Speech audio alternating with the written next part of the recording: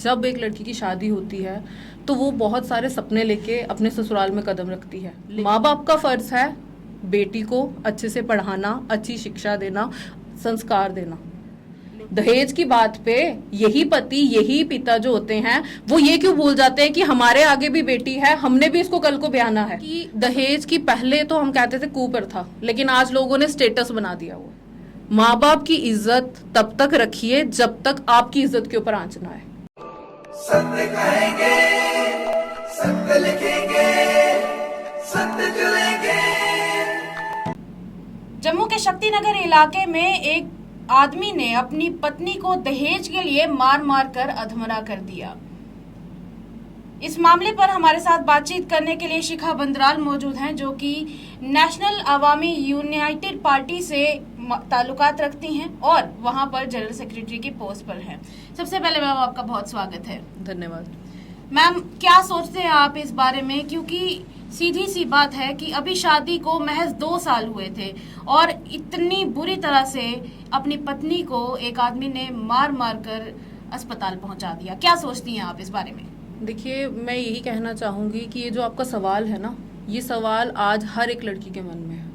लड़की के मन में क्यों है? क्योंकि जब एक लड़की की शादी होती है तो वो बहुत सारे सपने लेके अपने ससुराल में कदम रखती है, लेकिन वही सपने एक काला अंधेरा बन के उसके सामने आ जाते हैं तब जब उसके ससुराल वाले उसका सपोर्ट करने की बजाय सिर्फ दहेज के नाम पे उसे प्रताड़ित करना शुरू करते हैं। और सबसे पहले शुरुआत कहाँ से होती है?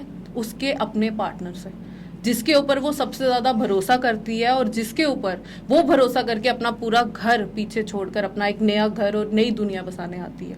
तो ये जो बात है, ये बहुत ही एक संगीन बात है और बहुत विचार करने की बात है कि आज हमारे जम्मू में आए दिन हमें ये मामले देखने को मिल रहे हैं। हर दिन जीएमसी हो या ऐसे इलाके भी हैं जहाँ की बात बाहर निकलती ही नहीं है।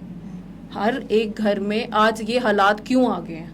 इन हालातों के ऊपर अगर मैं गौर आपकी लेके जाऊं तो बात ये बनती है कि माँ बाप का फर्ज है बेटी को अच्छे से पढ़ाना, अच्छी शिक्षा देना, संस्कार देना। लेकिन माँ बाप का एक फर्ज और है बेटी को खुले विचारों की बनाना और साथ ही साथ उसे ये हिम्मत देना कि उसके साथ जब भी कुछ गलत हो तो वो आवाज उठाए उसके लिए। ये हिम्मत जब माँ बाप देंगे तो आगे बेटी को भी हिम्मत आएगी और वो अपने साथ अन्याय होने से खुद को बचा पाएगी। ये तो बात हो गई लड़की के माँ बाप की साइड की, तो आप लड़के के माँ बाप के बारे में क्या सोचती हैं इस बारे में? देखिए, लड़कों के माँ बाप के बारे में मैं यही चीज कहना चाहूंगी कि जब वो एक बहू रिश्ता करने जाते हैं अपने बेटे का, तो एक बहू को अपने घर लाते हैं, उस टाइम उनके मुंह पे सिर्फ एक ही बात होती है कि ये हमारी बेटी की तरह रहेगी, इसे हम बेटी की तरह रखेंगे। लेकिन वही बेटी कब बहू बन जाती है और कभी सिर्फ दहेज के नाम पे एक वस्तु बन के रह जाती है कि इसके घर वालों से हमने दहेज लेना है, इसे मोहरा बना के, इसे जरिया बना के। तो मैं यही कहना चाहूंगी कि ये तो मानसिकता है ना, ये मानसिकता शुरू कहाँ से हुई? घर से। चाहे वो लड़की के घर वाले हों, चाहे वो लड़के के घर वाले हों। क्यों? क्योंकि मानसिकता शुरू होती है, फिर वो पनपती है और फिर वो एक विराट रूप लेती है और जिसका अंत लड़की के रूप में हमें ये दिखता है कि या तो लड़कियों को जला दिया जाता है या मार दिया जाता है या उनकी वो हालत कर दी जाती है। किस बात पे? कि शुरुआती दिनों में उसे रोका नहीं गया। दहेज को काफी समय से एक कुप्रथा के तौर पर देखा जाता है, पर आपको क्या लगता है कि क्या कारण है जब बाकी कुप्रथाएं धीरे धीरे खत्म हो रही हैं, ये आज तक खत्म नहीं हो पाई? इसके ऊपर मैं ये कहना चाहूंगी कि दहेज की पहले तो हम कहते थे कुप्रथा, लेकिन आज लोगों ने स्टेटस बना दिया हुआ है। स्टेटस क्यों बना दिया है? कि लोग ये कहते हैं कि अगर हम अपने जवाई को गाड़ी गिफ्ट नहीं करेंगे हमारा स्टेटस लो दिखेगा। ये भी बहुत तौर पे हमें देखने को मिला है। इनकी वजह से ये जो स्टेटस के नाम पे एक मापदंड तय कर दिया गया है कि हमारा स्टेटस हाई दिखना चाहिए, हम ये वो रिच क्लास फैमिलीज की वजह से मिडिल क्लास, लोअर क्लास उन सब चीजों का भुगतान कर रही है कि स्टेटस, एक ने सिर्फ स्टेटस सेट किया और दूसरे ने दहेज के नाम पे प्रताड़ित करना शुरू किया। मैं सबसे पहले ये कहती हूँ कि जब एक शादी का रिश्ता जुड़ता है, शादी का रिश्ता जुड़ता है 2 परिवारों में, आपसी सूझबूझ में, आपसी सोच में। लेकिन वो सोच आगे जाके इन गलत धारणाओं में कैसे बदलती है? वो इसलिए बदलती है कि शुरुआती दिनों में जब ये सोच पनपना शुरू होती है कि इसके घर वालों से एक बार बात करते हैं, हमें हमारे बेटे को बिजनेस सेटअप करके देना है। जैसे जिस केस की हम बात कर रहे हैं यहाँ पे, लक्ष्मी जिनका नाम है और उनके पति रोहित जी। इसमें आपकी मैंने रिपोर्ट पढ़ी थी, उसमें साफ साफ लिखा गया है कि उन्होंने अपने ज्वाई को दुकान खोल के दी, कोई 2.25 लाख रुपए, 2.25 लाख रुपए की दुकान खोल के दी, एक बिजनेस सेटअप करके दिया जी। तो मैं ये कहना चाहती हूँ कि 2 साल बेटी की शादी को हुए, तो अगर आपको पता था कि वो फैमिली इतनी वेल एस्टेब्लिश नहीं है कि वो आपकी बेटी का लालन पालन अच्छे से कर सके या आपकी बेटी को अच्छे से संभाल सके, तो आपने भी बाद में बिजनेस सेटअप आपने ही करके देना था। तो शुरुआत तो आपके तरफ से ही हुई ना। तो मतलब आप कहना चाहते हैं कि अगर जुल्म करने वाला गलत है तो जुल्म सहने वाला भी गलत है। सही, बिल्कुल सही। क्यों? क्योंकि शुरुआत जब होती है, अगर उसे तभी से रोक दिया जाए तो कितने सारे हादसे हैं जो वो रुक जाते हैं। लेकिन अगर शुरुआती दौर में सिर्फ ये कहा जाए कि बेटा कोई बात नहीं, देख लो, क्योंकि मैक्सिमम लड़कियों के साथ, जितना जम्मू कश्मीर की मैं बात करूं और जम्मू कश्मीर की सिर्फ लड़कियों की बात करूं, तो इन्हें हमेशा ये कहा जाता है, चाहे वो माँ की तरफ से हो चाहे रिश्तेदारों की तरफ से हो, सबसे पहला सवाल क्या आता है, बेटा हमारी भी ऐसे ही गुजरी है। कब तक लड़कियां अपना जीवन गुजारती रहेंगी? कब तक लड़कियां अपने माँ बाप की इज्जत रखने के लिए अपने आप को घोटती रहेंगी? क्योंकि मैक्सिमम लड़कियों को यह समझाया जाता है कि तुम ससुराल चली गई हो, तुम्हें ससुराल संभालना है, एडजस्ट करना है। लेकिन लड़के को क्यों नहीं कहा जाता कि अब तेरी लाइफ में एक नया पार्टनर आया है, तुझे अब अपने पार्टनर को संभालना है और अपने पार्टनर के साथ साथ तुझे उसकी खुशी और नाखुशी का ध्यान भी रखना है। तो बात सारी ये है कि मानसिकता। दूसरी बात ये है इसमें कि पहले ही बढ़ावा मत दीजिए। अगर आज आप इंसाफ मांग रहे हैं कि हमारी बेटी के साथ गलत हुआ, जब उसे मार पीट के जीएमसी पहुंचाया गया, तो आपने तब बात क्यों नहीं उठाई कि आप पहले दिन से ही बात क्यों नहीं उठाते हैं कि दहेज क्यों मांगा जा रहा है? दहेज सीधे तौर पे ये नहीं कहा जाता हमें दहेज दे दो। शुरुआत कहां से होती है, हमें थोड़ी सी गुंजाइश है, हमें थोड़ी सी दिक्कत आ गई है, हम चुका देंगे। लेकिन इस्तेमाल किया सिनोनिम्स, सीधी सी बात है, डायरेक्ट कोई नहीं बोलता कि हम दहेज ले रहे हैं।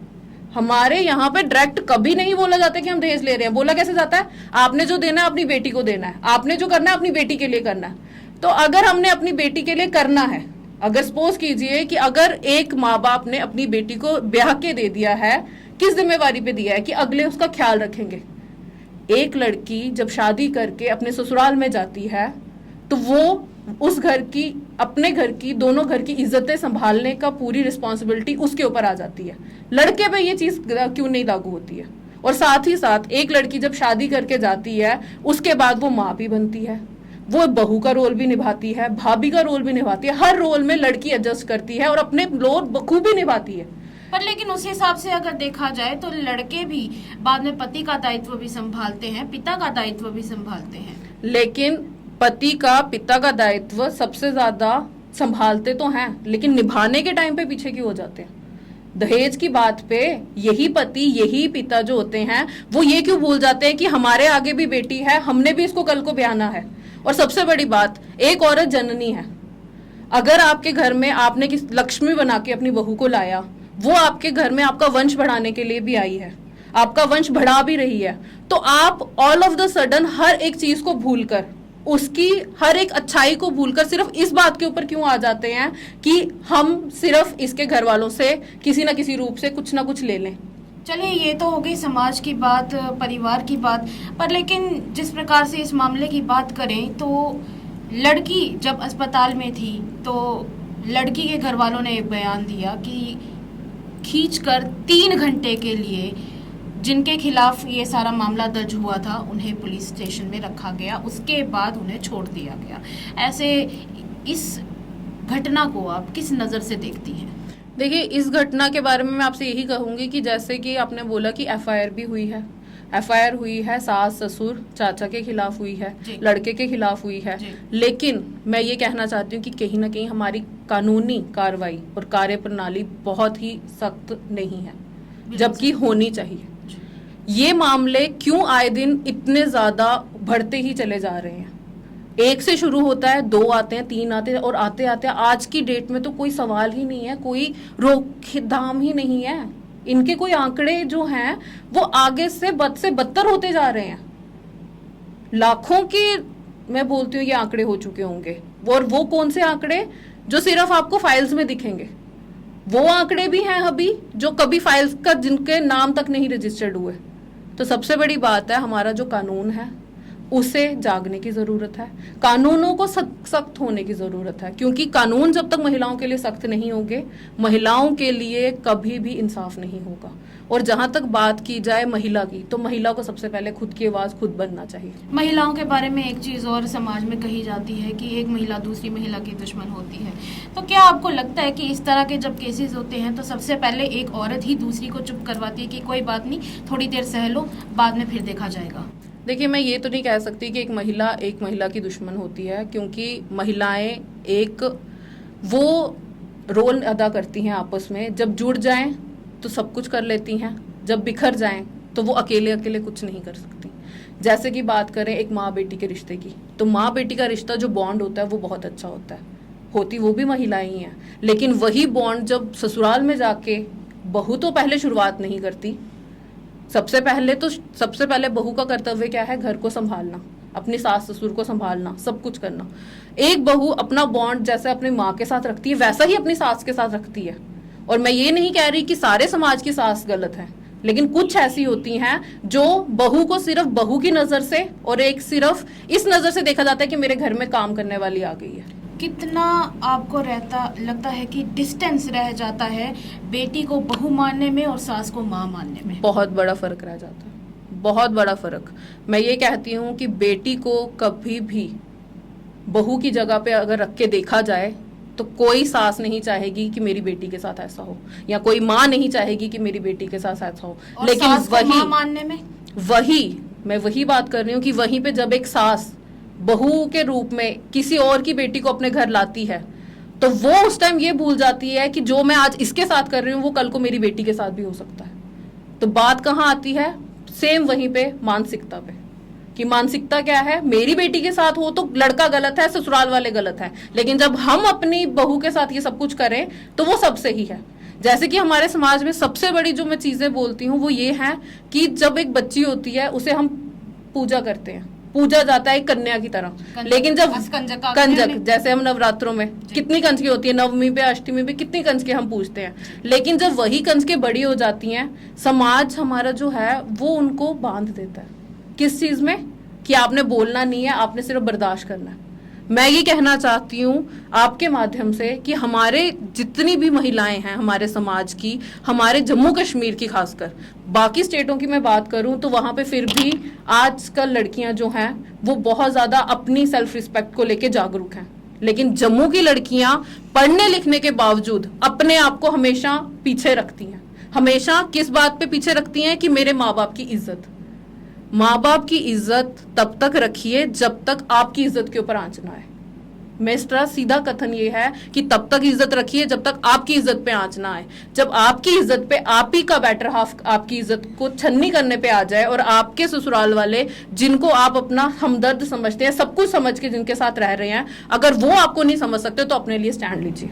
3 शब्दों में अगर कहा जाए कि एक औरत को अपनी बेटर हाफ और अपनी बेटर हाफ फैमिली से क्या चाहिए? एक औरत को अपनी बेटर हाफ और बेटर फैमिली बनाने के लिए ये चाहिए सबसे पहले तो सेल्फ रिस्पेक्ट। अपनी सेल्फ रिस्पेक्ट के लिए मैं बोलती हूँ कभी कॉम्प्रोमाइज़ नहीं करना चाहिए, क्योंकि हमारे समाज की लड़कियाँ, जम्मू की लड़कियाँ खासकर, और जितनी भी जम्मू कश्मीर की लड़कियाँ हैं, सबसे पहले तो क्या होता है अपनी सेल्फ रिस्पेक्ट के साथ कॉम्प्रोमाइज़ करती हैं। कॉम्प्रोमाइज़ क्या? कि किसी ने कुछ बोल दिया, कोई ताना कस दिया, ये चुपचाप सह लेंगी। कब तक सहना है और कब तक सहोगे? ये सवाल जो है ये बहुत बड़ा सवाल है कि कब तक आखिर लड़कियां अपने माँ बाप की इज्जत रखने के लिए अपनी माँ के कहे अनुसार अपने आप को बांध के रखेंगी, सिर्फ एक इस ढोंग में कि हमारे माँ बाप की इज्जत। माँ बाप की इज्जत रखें, बहुत अच्छी बात है। माँ बाप की इज्जत, आज लड़कियां बहुत नाम रोशन कर रही हैं माँ बाप का। वो भी लड़कियां हैं जो 92% लेके, जो 10th और 12th के हमने रिजल्ट्स देखे हैं, 92% स्कोर किया है, किसी ने 96% स्कोर्स किया है। वो बेटियां जब कल को शादी करके जाएंगी और अगर उनके पेरेंट्स फिर उनको बोलें कि कॉम्प्रोमाइज करो, तो मैं बोलती हूँ उन लड़कियों के लिए बहुत ज्यादा मैं कहूंगी कि अपने लिए स्टैंड लेना, क्योंकि तुम किसी से कम नहीं। नारी शक्ति की अगर हम बात करते हैं और नारी सशक्तिकरण की अगर हम बात करते हैं, तो नारी को सबसे पहले अपने लिए स्टैंड लेना पड़ेगा, महिलाओं को एक दूसरे की हिम्मत बनना पड़ेगा, और सबसे ज्यादा नेशनल अवामी यूनाइटेड पार्टी जिस पार्टी के साथ मैं जुड़ी हूँ, अभी बीते दिनों हमने इलेक्शंस लड़े हैं as a MP candidate. First time 18th Lok Sabha में मैंने इलेक्शंस लड़ा है जम्मू रियासी सीट पे। ये इलेक्शन एक महिला ने लड़ा है 18वीं लोकसभा में। ये बहुत बड़ी बात क्यों है? क्योंकि पहली बार जम्मू से लड़ा है। हमारे जम्मू में मेरे साथ और मेरे जैसी और भी महिलाएं हैं, लेकिन सबसे बड़ी बात है उन्हें कभी आगे नहीं आने दिया गया। अगर वो आगे आना भी चाहा तो उन्हें पहले परमिशन चाहिए। परमिशन किसकी? अनमैरिड हैं तो पेरेंट्स की और रिश्तेदारों की, और अगर मैरिड हैं तो पति की और ससुराल वालों की। अगर आपने कोई भी ऐसी लड़की अगर इस वक्त आपको देख रही हो जो दहेज की इस प्रताड़ना को सह रही हो, तो उसके लिए आपका क्या मैसेज रहेगा? मैं जम्मू कश्मीर की हर एक लड़की से, हर एक महिला से और हर एक माँ से यही कहना चाहती हूँ कि अब जाग जाइए, और सबसे ज्यादा आपके साथ मैं खड़ी हूँ। आपको कोई परेशानी आती है, कोई दिक्कत आती है, आप सीधा मुझसे संपर्क कीजिए। हम आपकी परेशानियां हल करने के लिए बैठे हैं और साथ ही साथ आपका साथ देने के लिए बैठे, क्योंकि मुझे लगता है कि महिलाओं को सशक्त होने की और अपने लिए स्टैंड लेने का पूरा हक है। महिलाओं को आज के बाद मैं यही कहना चाहती हूँ आपके माध्यम से कि कभी भी डर के और कॉम्प्रोमाइज सिचुएशन में कॉम्प्रोमाइज मत कीजिएगा, क्योंकि कॉम्प्रोमाइज सिर्फ एक बार नहीं होता है, पूरी जिंदगी के लिए कॉम्प्रोमाइज होता है। और एक माँ जिसकी आज हम जिस टॉपिक पे बात कर रहे हैं, लक्ष्मी जी की बात कर रहे हैं, अभी 2 साल हुए शादी को। मुझे नहीं पता है कि उनके बच्चे हैं या नहीं हैं, लेकिन बात यह है कि अगर उनके बच्चे हैं तो वो अगर आज कॉम्प्रोमाइज कर रहे हैं तो उनके बच्चों के साथ भी कल को वही होगा। लेकिन अगर आज वो अपने लिए स्टैंड ले और हर महिला अपने लिए स्टैंड लेगी तो कल उसके बच्चे जो हैं वो भी ये चीज सीख लेंगे कि हमें कभी भी किसी के दबाव में अपनी जिंदगी के फैसले जो हैं वो दूसरों पे नहीं डालने चाहिए। चलिए, बहुत बहुत शुक्रिया बातचीत करने के लिए। आपने अपना कीमती वक्त जो है वो हमारे साथ जाहिर किया, उसके लिए बहुत बहुत धन्यवाद। धन्यवाद। तो ये थे हमारे साथ शिखा बंदराल, जिन्होंने आज एक पावरफुल मैसेज दिया है और ये बताया है कि दहेज हमारे समाज का एक ऐसा दीमक है जिसे अब निकाल कर फेंकने का समय आ चुका है। अपनी कीमती राय हमारे कमेंट बॉक्स में जरूर व्यक्त कीजिएगा। फिलहाल के लिए मुझे दीजिए इजाजत। देखते रहिए दैनिक स्टेट समाचार। नमस्कार।